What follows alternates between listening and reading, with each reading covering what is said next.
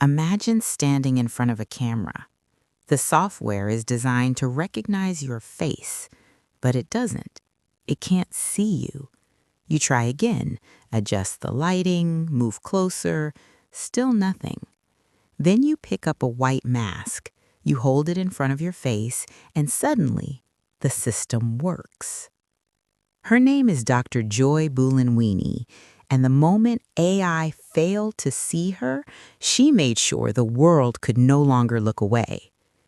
2016, MIT Media Lab. Joy is a graduate student working on a computer vision project, software designed to recognize faces and respond to them. Simple enough, except the system keeps failing. It won't detect her face. She changes the lighting, adjusts the angle, restarts the program. Nothing. Then she remembers the white mask from an earlier art project. She puts it on. The system recognizes the mask instantly. Let that sink in.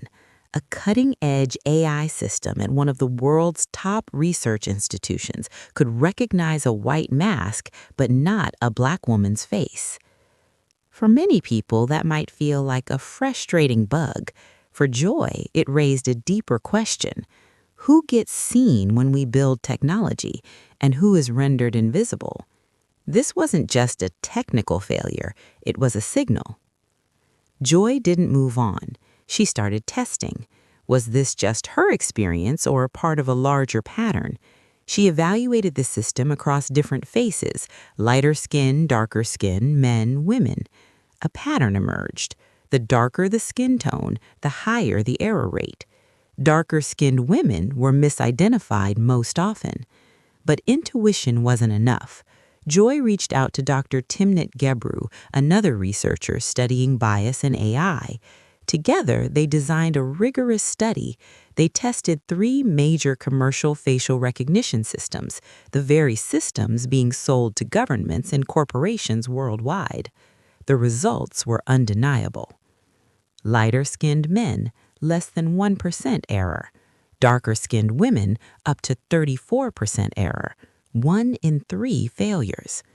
Now imagine those failures outside the lab.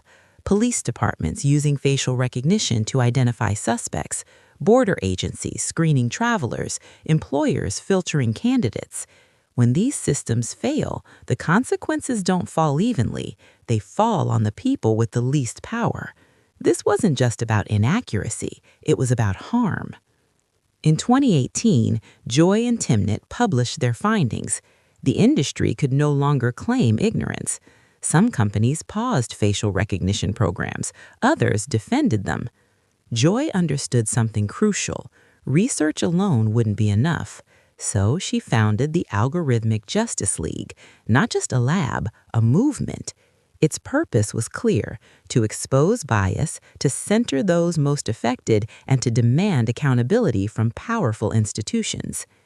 In 2020, Joy's work reached an even wider audience through the documentary Coded Bias. The film traced her journey from that moment with the white mask to global conversations about surveillance and justice. Cities including San Francisco, Boston, and Oakland restricted government use of facial recognition. Major companies exited the market altogether. Policy discussions shifted. Not because technology failed, but because someone insisted we look closely at who it was failing. What sets Joy Buolamwini apart is this: she's not only a computer scientist, she's a poet. She uses art and spoken word to communicate what technical language often can't. In her performance, AI, Ain't I a Woman, a nod to Sojourner Truth, she confronts algorithmic bias through rhythm, memory, and presence. She makes the abstract human. She makes the invisible visible. Joy moves fluidly between worlds: computer science and social justice, research labs and community spaces, innovation and accountability.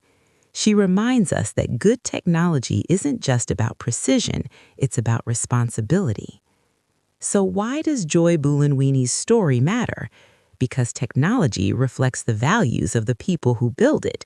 And today, AI is shaped by a narrow set of experiences. When those experiences go unchallenged, systems fail in predictable ways. But Joy's work offers a different path. It shows that you don't need permission from powerful institutions to demand better. You don't need to accept invisibility as the cost of participation. If you're a woman in STEM, especially a woman of color, the gaps you notice are not weaknesses, they're insights. And pointing them out isn't disruption, it's leadership. Your perspective isn't a problem, it's the solution. Dr. Joy Buolamwini took a moment when AI failed to see her and turned it into a sustained demand for accountability. She reminds us that technology doesn't decide what matters, people do. To every woman the system couldn't see, keep building, keep questioning, keep insisting on better. If this story stayed with you, share it. And if you want more stories of women shaping technology with clarity and courage, subscribe. These aren't just stories about the past, they're guides for building the future.